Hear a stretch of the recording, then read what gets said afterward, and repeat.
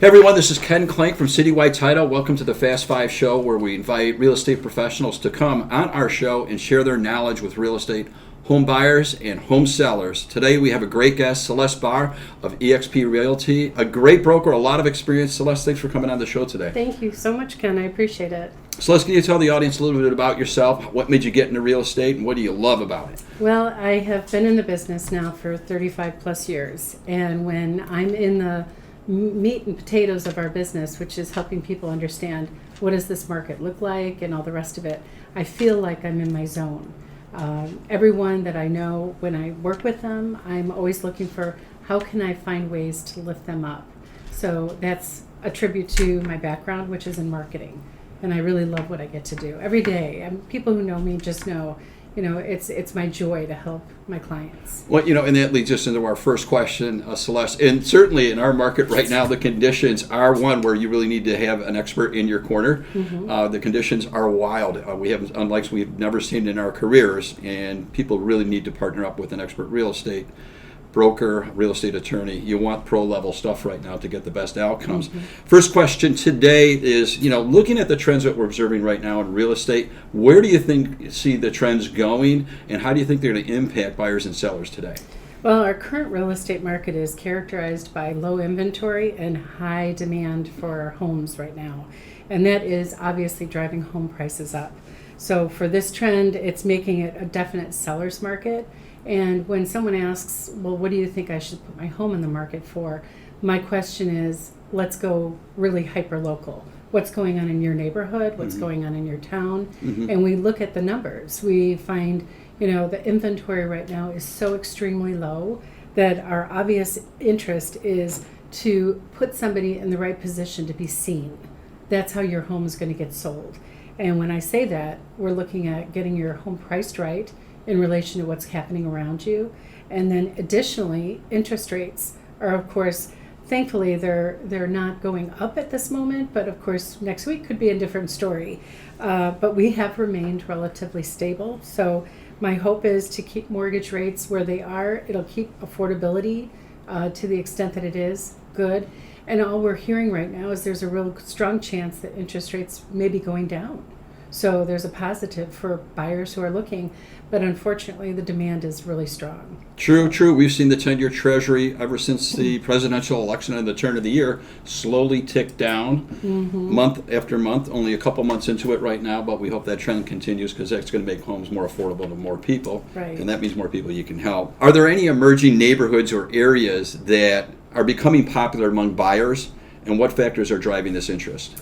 There are actually. My own experience is working with buyers who are trying to be without multiple offer. They don't want to be in a multiple offer. And one way they can do that is to buy new construction.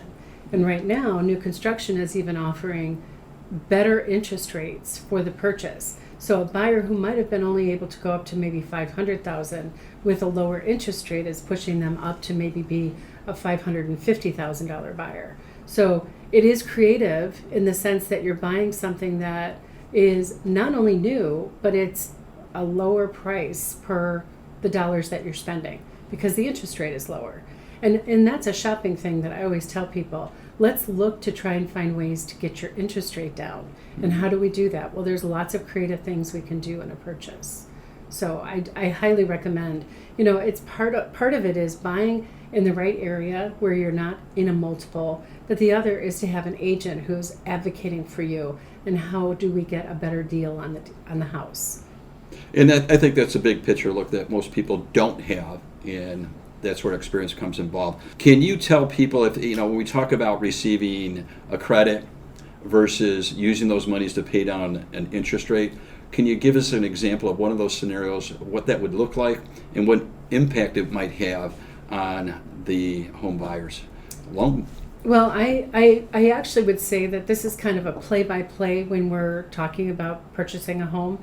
I find myself wishing more agents would say, let's pay what is being asked and ask for a credit and put that credit directly towards that interest rate. And how does it affect that person? It all depends on, part of it is their own ability to get good credit and good interest rates, because when you have good credit scores, you get better interest rates overall. But that money, instead of worrying about trying to negotiate a price down, I would advocate pay more if you have to and ask for that credit back so that you can use it to get more purchasing power. I don't think it's something that a lot of people talk about. I wish they did, but they don't. I think that it demands a little more experience and a little more finesse involved in the transaction. And that's certainly how a buyer can justify. So look, we're giving some more here in cash in hand, but we're getting a credit back, and it's going to reduce our interest rate, our loan payment. Yes. And that's going to pay dividends over time. So that's a smart financial play, in my opinion, and I think others like yourself as well. Looking at economic climate affecting real estate for the investors, the investment opportunities, how is the current economic climate affecting real estate investment opportunities, and what advice are you giving to potential investors right now? Well, there are three things that I think that any investor should be considering. One of them is to diversify their portfolio. If they're focused on one type of property, what they're going to find is not all properties are going to appreciate at the same rate. And so that mix could be anything from you're looking for properties that are steady as well as ones that maybe are higher risk. And it all depends on that person. And number two, it's you're focusing on some emerging markets. Areas that are strong growth are those that are the new infrastructure projects. There's an example of one that's in Wheeling, where they've created almost like a downtown area of Wheeling, which never existed before, but it's all types of properties that are being built. So there's commercial on maybe the first floor and residential. So mixed use, right? Yeah, mixed use properties. Sure. And really, there's such a demand for homes right now, and the location is good that I consider that if I was an investor, that would be the type of thing I'd be looking for, is a mixed use property. And then number three is just simply staying informed and being flexible with the market, because obviously our interest rates are always changing, and a lot of people understand when you are an investor, you may be wanting to leverage your investments. So keeping up on what's current is always going to be helpful. And I have to say, one of the things that I love right now is all the mortgage opportunities. There's just so many programs that are out there right now for individuals. And even when you think about buyers right now looking for a first home, could they consider maybe buying a multiple unit property where they might be able to have other people paying part of that mortgage, and it would allow them to buy into a market that they didn't have before. And the next thing you know, you're a real estate investor. Yeah, right. That's fantastic. Exactly. One of the best decisions you can make, especially in the early years of your life, is buying that first duplex or triplex, whatever you can afford, and leveraging other people's money to help pay down that mortgage and building equity on a much bigger property than otherwise you might not be able to afford. Well, and the rules that go along with investments, there are no longer the restriction of you have to put down 30%. So that's another thing is, as we just talked about, is just being informed. If you're an investor, keep up on what the new rules are, because they change. Right. That's all good stuff there. Now, let me ask you, considering all the real estate professionals out in the marketplace and maybe tuning in today, what do you see as the greatest challenges they see?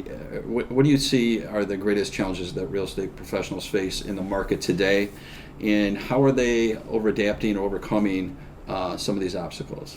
Well, I love that question, because for what it's worth, I just had an experience where I had a home listed on the market. We put it on. We gave the market 5 days to take a look at this one home. And what I noticed was some agents are bringing in offers expecting that they're going to get a deal. And they're looking for a deal in the market that we're sitting in. And is it unrealistic expectations at that point? Okay, totally. Yeah. We're in the hot market right now. I got a buyer. Yeah. I hope it's really strong and it's got cash. Yeah. Right, exactly. But what I also notice is the ones that are aware of how strong they have to come in are also, it's just a correlation I didn't expect. But a lot of them were actually being very involved in reaching out, trying to get the rest of the story from me, even if I wasn't able to necessarily give them who and how much. Show all the cards, right? I was telling them what I would say needs to happen. And for those people, I mean, I just have to say, obviously being on my side of the coin, I'm able to watch what's going on and go, if I knew this, I would do this better. But obviously we're in low inventory right now. We have a high demand for any property that's out there. If I'm a buyer, and I'm working with a realtor, there's two things that I would be doing. One is I would be asking that my realtor make sure that my listings that are coming to me in what they call real time. And what does that mean? Well, it used to be that we would have a search run for a buyer, and they would get that search every day, one time a day. Right. Well, there's an alternative in our MLS system that allows realtors to set up a real-time search for their custom searches for their buyer. And as a listing comes on the market, within 15 minutes, they're getting that listing fed to them. And then it's the responsibility of that buyer to jump on it and call their realtor and say, I like this one, let's go now. Because you don't have time. There isn't time to go, well, I'll think about it. As you're thinking about it, someone else is making a decision. You've got to be quick in the market today, that's for certain. And I think you have to coach your client well, and Yes. if you train them, if you will, because if they don't know those things, it's missed opportunity. And you know what they do? Why didn't you tell me that? Yeah. Right? Yeah. And they're going to blame the broker, and perhaps they should, because if you haven't trained your client, you haven't told them that and shared that information, so they're really positioned to find that home that they're looking for. Hey, it happens.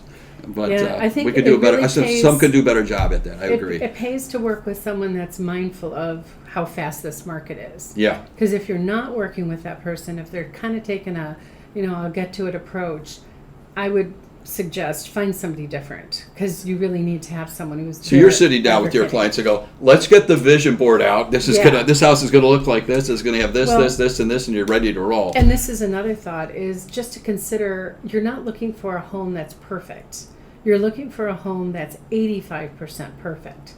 Mm-hmm. If you can get 85%, you're doing really, really well. No foundational problems. Anything else you can paint and fix or put something new in, right? Right. Yeah. But I think a lot of people are showing, this is an HGTV generation where everything is done in a half an hour, and everybody believes that everything has to be perfect before they buy it. And unfortunately, that is not what we're getting. Our market doesn't look like that.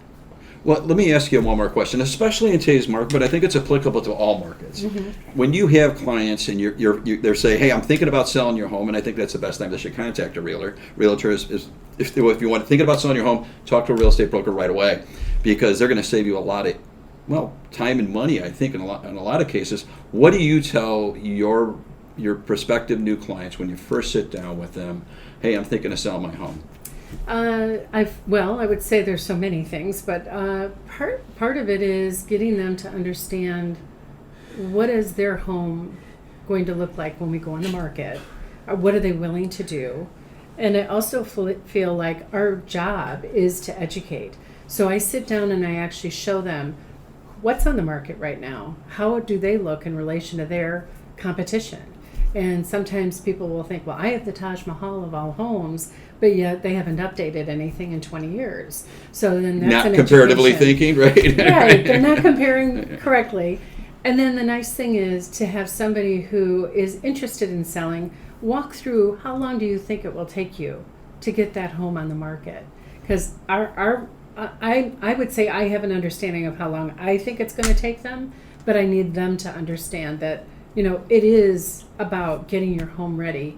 Don't wait until you're under contract. Because first off, if you haven't prepped your home for sale, you're not going to be getting the number that you thought you would if your home's not ready. Mm-hmm. Second is that if you do get your home ready and tell me that you're going to only need 2 weeks, I'm going to tell you that's not so. Right. You need more to pack up, donate, get rid of, fix things.